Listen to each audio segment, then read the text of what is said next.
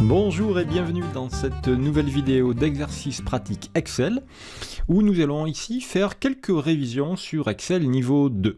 Je suis Philippe Pomarel, formateur en bureautique et infographie. Je propose des sessions de 1 à 2 heures d'accompagnement sur des documents, sur des thèmes spécifiques. Si vous voulez vous améliorer sur les tableaux croisés, les tableaux de bord, les présentations PowerPoint par exemple. Toutes les informations sont dans la description sous la vidéo.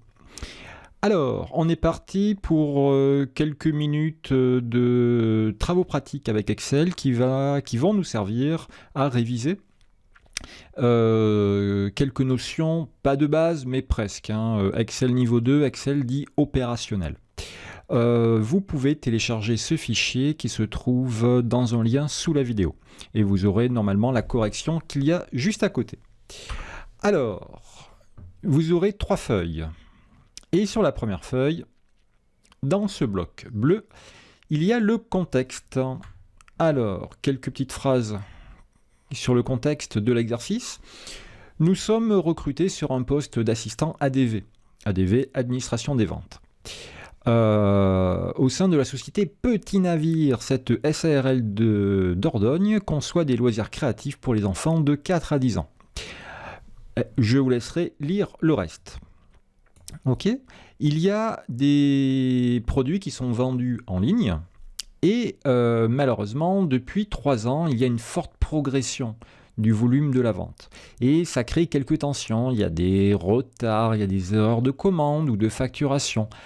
Bref, il se peut que parfois des commandes reviennent. Effectivement, lorsqu'on achète à distance, nous avons quelques semaines, je crois, c'est 2 ou 3 semaines, je ne sais plus, pour renvoyer le produit si ça ne convient pas. Ok. Dans ce premier petit tableau, nous avons le listing des retours des commandes. Pour le jouet qui a la référence 01, en janvier, il y a eu 2 retours. En février 2, en mars 3, etc., etc. Dans un premier temps, ici, nous souhaiterions, alors il y a les 12 mois de l'année bien sûr, et il y a en tout et pour tout 21 jouets. Ok. Allez, je reprends les consignes. J'essaye de grossir un peu. Voilà. Voilà, il y a 14 jours pour faire valoir son droit de rétractation quand on achète par correspondance via Internet. Petit 1, nous aimerions mettre automatiquement en orange les quantités supérieures à 3. Alors, effectivement, il y a quelques quantités supérieures à 3. 7 ici, il y a peut-être 5 là, 4, etc. Allez, on veut automatiser une mise en couleur, on va utiliser la mise en forme conditionnelle. Je sélectionne les valeurs qui pourront être supérieur à 3, c'est bien strictement supérieur. Oui. Et je vais faire un tour dans mise en forme conditionnelle, nouvelle règle, scénario numéro 2. Lorsque la valeur sera supérieure à 3, format. Alors, je vais plutôt prendre du remplissage, ça se verra plus que la couleur d'écriture. Parfait. Je fais un petit test, je mets 4 ici, bravo. Marche arrière, ça fonctionne. Alors là, je suis passé par nouvelle règle. Sinon, vous pouvez, si vous êtes un petit peu encore plus économe, plus feignant, utiliser l'assistant qui est là, supérieur à. Voilà, règle de mise en surbrillance, supérieur à. Allez. On continue, calculer les totaux des lignes et des colonnes. Effectivement, nous avons ici des totaux à calculer au bout des lignes et ici au bout des colonnes. Et logiquement, là, à l'intersection de la ligne et de la colonne des totaux, nous devrions connaître le nombre total de retours pour l'année 2019. Alors pour faire les totaux, il y a des tas de manières possibles. Petit 1, la manière la plus classique. Je me mets ici. Je vais chercher la somme. Ce qu'il me propose est correct, je valide. Et ensuite, je double-clique sur la poignée. Clic, clic. Parfait. Et je fais pareil ici. Je me mets là. Je fais la somme. Ce qu'il me propose me correspond. Je valide. Et ici, alors le clic-clic ne va pas fonctionner. Il faut que je maintienne enfoncé et que je parte à droite. 225 comme résultat. Ça, c'est déjà, si vous savez déjà faire ça, c'est déjà pas mal. C'est la manière la plus basique. Maintenant, une méthode un peu plus rapide. Allez, j'ai fait marche arrière. La méthode peut être, à ma connaissance, la plus rapide pour faire les sommes des lignes et des colonnes. Peut-être qu'il y en a d'autres, mais en tout cas, c'est vraiment la méthode la plus rapide que je connais, que je vous montre ici. Je sélectionne les chiffres et j'étends la sélection. Voilà. J'étends la sélection jusqu'à prendre, sélectionner, les totaux des lignes et les totaux des colonnes. Et je fais un clic sur somme.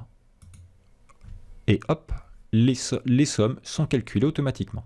On va centrer tout ça dans la foulée. Parfait. Et on retrouve bien 225. Ensuite, calculer les pourcentages de répartition pour chaque jouet. Alors, on va zoomer un petit peu. Voilà. Alors, je vais même enlever ça. OK. Mon jouet numéro 1 représente 21 retours sur un total de 225. Alors, encore ici, deux méthodes pour faire le pourcentage de répartition. Petit 1, la méthode hyper classique, égale le petit divisé par le total. Je valide. Je vais mettre ça en pourcentage avec au moins une décimale. Ne laissez jamais 9%. Il faut toujours une décimale. Si vous voyez dans une cellule 9%, ça peut très bien être 8,5% comme 9,4%. Vous voyez que la différence, le delta est quand même assez énorme. Ok. Mon calcul est bon pour la première cellule. J'aimerais le recopier vers le bas. Si je recopie vers le bas, le 21 va se décaler et fera 11, 17 et 7. Ça, c'est très bien. Par contre, le 225, si je recopie vers le bas, eh bien, il va également se décaler vers le bas. Et ça, il ne faut pas. Donc, avant de recopier ma formule, au niveau de N29 de mon total, il faut que je fige, que je bloque. Alors, pour bloquer, j'appuie sur la touche F4 de mon clavier. Si vous avez des ordi portables et que F4 ne fonctionne pas, il faudra faire FN F4. Voilà. Maintenant que j'ai bien bloqué, immobilisé N29, je valide et je vais pouvoir faire clic-clic. Et ça fonctionne. Et là, je vois ici, vous voyez ici, somme, 100%, le compte est bon. Ça, c'est la méthode la plus classique, la plus facile. Enfin, la plus facile. La plus sûre, en tout cas. Voici notre méthode, beaucoup plus rapide, par contre, qui ne va pas être utilisable à tout moment. Je sélectionne les valeurs qui m'intéressent, pour lesquelles je veux calculer mon pourcentage de répartition, et j'utilise ce petit bouton. Ce petit bouton, alors je vais essayer de descendre un peu l'affichage, si j'y arrive, hein. Voilà. J'utilise ce petit bouton. Ce petit bouton se nomme Analyse rapide. Vous l'avez dans les versions 365, 2019, 2016. Alors par contre, Excel 2013, je ne sais pas si vous l'avez. Peut-être que oui, peut-être que non, j'ai plus en tête. Mais pour les vieilles versions 2010, par exemple, je suis quasiment certain que vous n'avez pas ce petit bouton. Donc, Analyse rapide me permet de faire des actions très rapidement. Moi, ce que je veux faire, c'est pas des mises en forme, c'est pas des graphiques, ce sont des totaux. Et moi, ce que je veux, c'est pas des pourcentages en bas. Je pars un peu à droite ici avec la flèche. Ce sont des pourcentages du total. Voilà. Je clique et c'est fini. C'est une autre méthode de travail. Encore une fois, celle-ci ne peut pas s'appliquer toujours. Elle s'appliquera quand les valeurs seront côte à côte. Si les valeurs sont un peu dispersées ou s'il y a des cellules fusionnées ou autres, laissez tomber, ça ne fonctionnera pas. Il faudra faire égal le petit divisé par le grand. Ok. Et puis là, comme on est sympa, on va quand même faire un petit coup de somme et vérifier qu'on soit bien sur du 100%. Bingo. Allez, on continue. Le petit tableau en bas de la feuille est utile pour comparer les retours avec ceux de l'année précédente. Créer les calculs manquants. Eh bien, on va le voir, le petit tableau en bas. Ça, c'était l'année précédente, N-1. On a ici les totaux par trimestre. Eh bien, ici, c'est pareil. On va faire la somme. Je vais prendre les 3 premiers trimestres. Je valide. Ici, somme. Paf, je valide. Ici, somme. Hop, je valide. Ici, somme. Crac, je valide. On veut les totaux, eh bien ça c'est le total de ça, et ça je recopie vers le bas, parfait. 225, 225, le compte est bon. Maintenant le pourcentage d'évolution, quelle est l'évolution entre 2017 et 2018? On passe de 64 à 74, ça augmente, l'évolution est positive. Nous devrions donc trouver un pourcentage supérieur à 0. Allez, ici par contre, il n'y a pas d'astuce, il n'y a pas de raccourci. On fait un tout petit peu de maths, égal entre parenthèses, valeur d'arrivée moins valeur de départ, entre parenthèses, divisé par valeur de départ. Quick. Alors, il ne faut pas oublier les parenthèses. Beaucoup de personnes font la soustraction dans l'autre sens. Et donc, ça fait une erreur, tout simplement. On répète, arrivée moins départ, entre parenthèses, divisé par départ. Allez, je valide. Parfait. Je me mets ici. Pourcentage, une décimale. Et oh, voilà. Et je peux recopier tout à fait à droite jusqu'au bout. Ici, il faut bien faire le calcul de pourcentage des totaux et surtout pas additionner les pourcentages. D'accord? Les pourcentages d'évolution se recalculent forcément. Ok.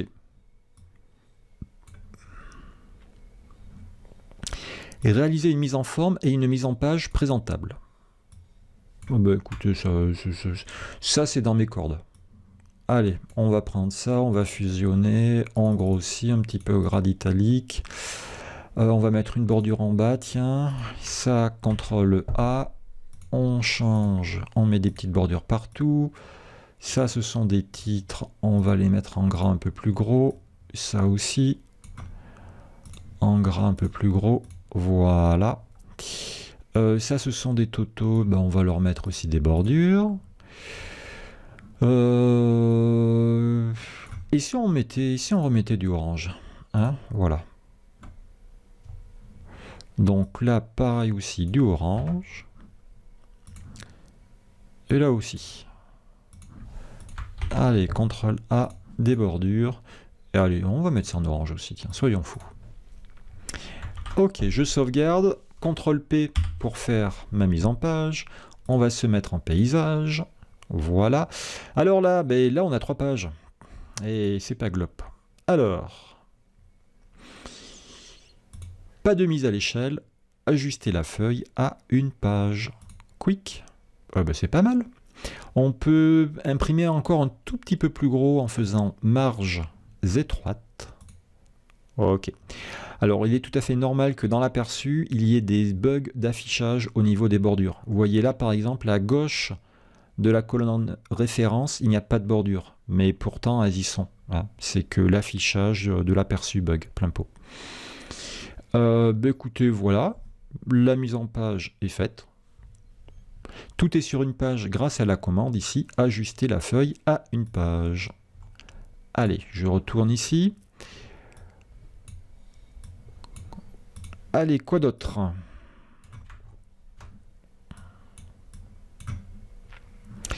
« 2019 arrive, l'année qui suit. Préparez la feuille Retour commande Internet 2019. » Et oui, parce que là, on est sur la feuille Retour commande Internet 2018.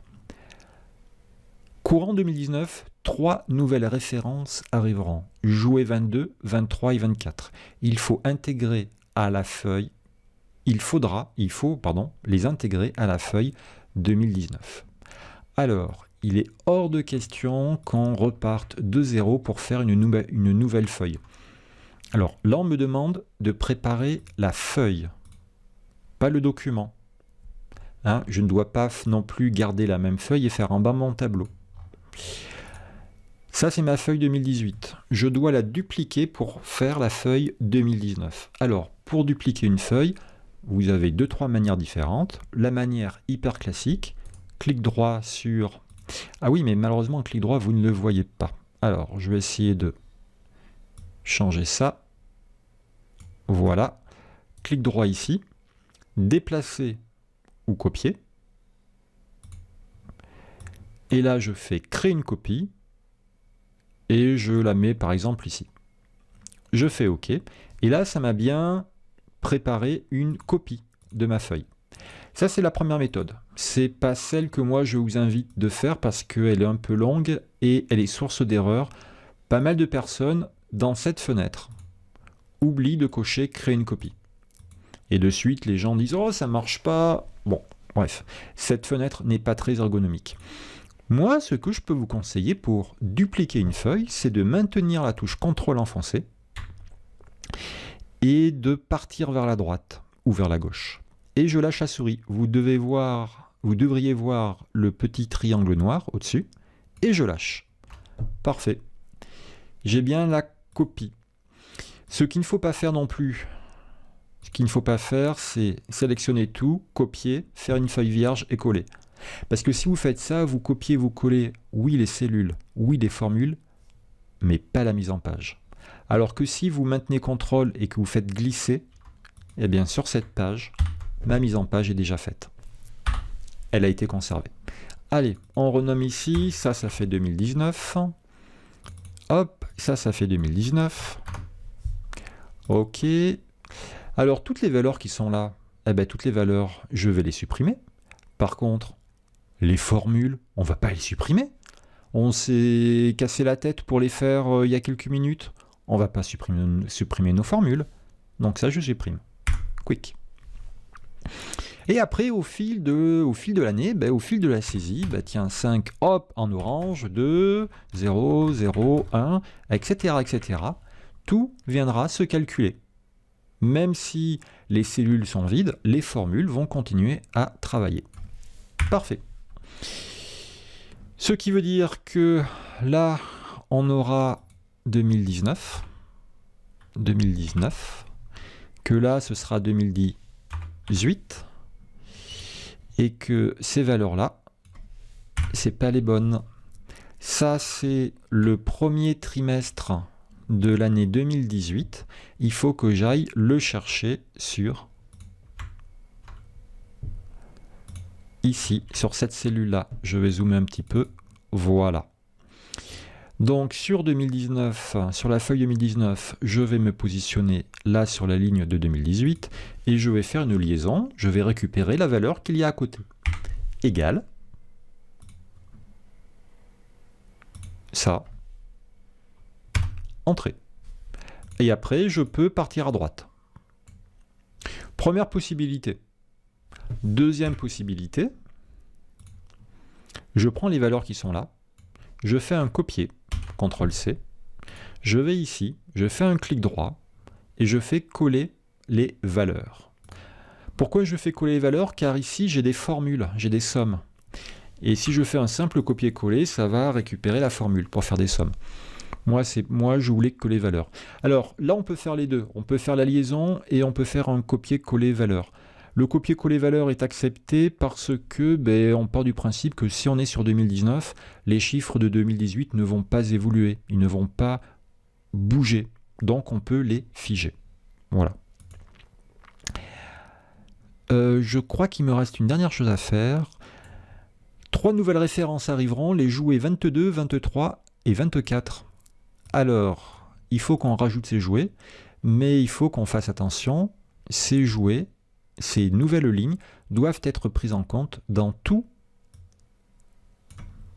les formules. Allez, il me faut 3 nouvelles lignes. Je sélectionne 3 lignes ici. Clic droit, insérer. Ça, c'est mon jouet 21 qui va monter ici. Et je prends la petite poignée et je tire vers le bas. Il y a plein de méthodes possibles. celle-ci en est une. Je fais un petit test, je mets 4, boum, ça se met en orange et c'est pris en compte dans mon calcul. Donc ça c'est bon. Par contre à droite, logiquement, ouais, là il va falloir recopier les formules, ce qui est normal. Toc, parfait.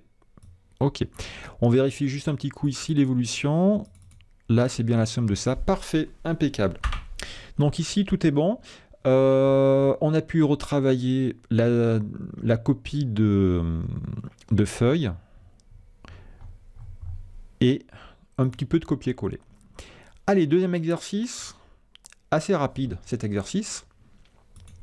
Voici la base de données des livraisons de la société Petit Navire. Elle regroupe les numéros de facture, la date de livraison, le montant de la facture, le canal de vente, distributeur internet ou locaux, et enfin le nom du livreur. Par exemple, la facture numéro 14 043 a été... Alors c'est la date de facture ou la date d'envoi? La date de livraison. Donc elle a été livrée le 3 janvier pour un montant de 1226 €. C'est pour un distributeur, c'est-à-dire c'est pour un magasin qui revend nos produits. Et c'est la société DPD qui a effectué la livraison. Voilà. Et là, on me pose quelques questions. Quel est le montant le plus gros montant de ces factures? Ici, je vais avoir un travail de tri et de filtre à faire. Alors, là, il me faut mes filtres automatiques. Ceci est une base de données. Pas de ligne vide, pas de colonne vide, pas de cellules fusionnées, qu'une seule ligne de titre, tout est bon. Pour avoir les filtres, il y a plein de méthodes possibles. Je peux utiliser la commande mettre sous forme de tableau. Je peux simplement cliquer dans mon tableau et faire trier filtrer. Voilà. Donc là, je vais faire trier filtrer simplement parce que je n'ai pas de nouvelles lignes à rajouter, je n'ai pas de calcul à faire, je n'ai pas à faire évoluer ce petit tableau. Donc, mettre sous forme de tableau n'est pas très utile ici. Le plus gros montant de ces factures. Hop, le plus trié du plus grand au plus petit. Et bien, le plus gros montant, c'est 1458. Parfait. La date de la dernière livraison pour DPD. Livreur DPD. Je fais OK. Date. La dernière, c'est la plus récente. Parfait. Allez, 29/12. Oh, flûte. 29/12. Bah, ça paraît bien, ça. Alors, je n'oublie pas de remettre à 0 le filtre livreur avant de faire la prochaine manip. Le nombre de livraisons en juillet. Date. Alors ici, vous ne voyez pas tout. Alors, je vais enlever ça, comme ça fera un peu plus de place. Hop, hop, hop, hop. Et tout à fait en bas à gauche, vous voyez 378 écrit ici. Effectivement, Excel, après avoir fait un filtre, vous affichera le nombre d'enregistrements de lignes trouvées. 378. OK. Et je n'oublie pas de remettre ça à 0. Le nombre de livraisons pour Géodis durant le second trimestre. Livreur Géodis. Le second trimestre. Eh bien, c'est avril, mai et juin. Flûte. Voilà. Avril, mai, juin, sauf si je me trompe. C'est le second trimestre. Je fais OK. Parfait. Et je trouve 447. Encore. 447. Parfait. Et je remets à 0. Le nombre de livraisons avec un montant supérieur ou égal à 1000 €. Le nombre de livraisons avec un montant supérieur ou égal à 1000 €. Filtre numérique. Donc, montant. Pardon. Pourquoi j'ai pas tout? Ah oui, c'était ça. Quick. C'est bon, là j'ai tout. Je vois s'il y a une valeur qui est filtrée parce que à gauche, le numéro des lignes est en bleu. Vous voyez là, les lignes sont en bleu. les numéros en tout cas. Donc ça m'indique qu'il y a toujours un filtre d'actif. Le nombre de livraisons avec un montant supérieur ou égal à 1000. Hop, filtre numérique supérieur à 1000 et 1700. Ah, supérieur ou égal. Excusez-moi. Supérieur ou égal. 1762. Ok. Ici, un petit dernier. Je remets tout ça comme il faut. Le nombre de livraisons Internet comprises entre le 15-3 et le 15-4. Date chronologique entre le 15-3-18. Alors c'est compris entre, hein, c'est pas compris entre ou égal, hein. Donc c'est pas postérieur ou égal, c'est strictement postérieur. Et là c'est strictement antérieur. 15-4-18.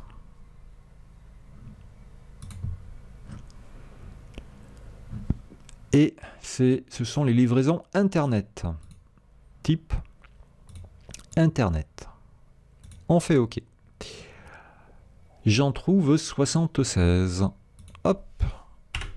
76. Voilà. Ça c'est bon, on a révisé pas mal de petites choses. On a fait des corrections, on a fait des révisions sur les filtres, les tris. Les filtres numériques aussi et chronologiques. Voilà. Dernier exercice, BDD à refaire. Voici des informations utiles pour les transporteurs. Alors qu'est-ce qu'on a? On a le nom du transporteur. C'est un peu en vrac, hein. Un coup c'est à gauche, un coup c'est à droite, hein. On a le téléphone, le nom du commercial et l'email. Effectivement, si le transporteur a du retard ou si on aimerait qu'il soit un peu en avance ou autre, on peut appeler directement le commercial au téléphone. Ok. Malheureusement, ces informations n'ont pas été saisies correctement. Il faut retravailler ce document pour qu'il soit une vraie base de données correcte. Il faut ajouter un nouveau transporteur. Alors là, excusez-moi, j'aurais dû mettre un point et faire comme ça. Donc déjà, je dois ici retravailler tout ça pour avoir une base de données correcte. C'est-à-dire, pas de ligne vide, pas de colonne vide, pas de cellule fusionnée, une seule ligne de titre. Là, transporteur, c'est fusionné. J'enlève. J'élargis la colonne. Là, je veux avoir les noms des transporteurs. C'est pas mal, simplement là, Proxy 24, il doit être ici. Alors, on ne va pas faire de copier-coller, on va déplacer. Je clique sur Proxy 24, je mets la souris sur la bordure de la sélection, de la cellule. Je maintiens enfoncé et je déplace. Parfait. La colonne C, je supprime. Les téléphones, est-ce qu'ils sont corrects? Oui, ils sont corrects. Nom commercial, ça va. Email. Email, c'est pas bon ici pour Madame Carotte. Parfait. Allez, les lignes vides, on les supprime. Clic droit à supprimer.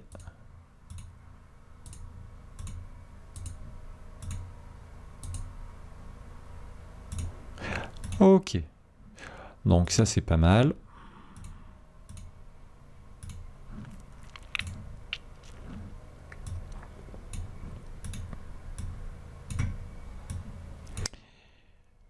J'ai une base de données correcte. Il faut ajouter un nouveau transporteur. Ah bien, on va faire au pifomètre, hein. On va mettre le transporteur, je sais pas moi, on veut la poste, tiens. Transporteur Chronopost. Non, pas 2, je pense pas. Le téléphone, je sais pas moi, 08, toc toc toc. Ok. Le format téléphone est repris. On avait Mr. Carotte, Mr. Bean, Monsieur Potatoes. On va mettre, je sais pas moi,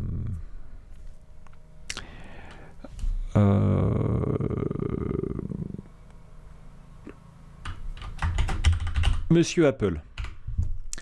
Et son email, ce sera Apple @chronopost. Allez, j'avais mis .org partout, on va mettre .org. Alors, là, j'ai tapé une adresse email, l'assistant d'Excel s'est lancé et a mis un lien hypertexte. Ça, c'est une horreur, hein, parce que si je clique dessus, ça va lancer la messagerie. Clic droit, supprimer le lien hypertexte. Parfait. Pour finir, trier ce tableau par ordre alphabétique sur le nom des entreprises. Eh bien, écoutez, je fais comme tout à l'heure, je clique quelque part dans mon tableau et j'active les filtres. Alors, j'insiste bien, il ne faut pas faire de sélection. Si vous faites ça, c'est foutu. Si vous faites ça, c'est foutu. Je me mets quelque part, n'importe où. Hop. Et maintenant, trier de A à Z. C'était bien par ordre alphabétique? Oui. J'ai bien C Chronopost et à la fin R Réseau Express. Voilà, on peut éventuellement après mettre des petites bordures si on veut. Ou si vous connaissez l'outil mettre sous forme de tableau, il est encore mieux ici que l'outil filtrer qui est seul.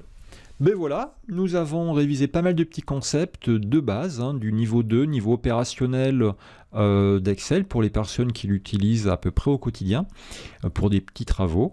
J'espère que vous avez pu relever quelques petites choses que vous ne connaissiez pas et que vous avez pu finir ces 3 exercices. Si c'est le cas, je vous dis bravo et à bientôt.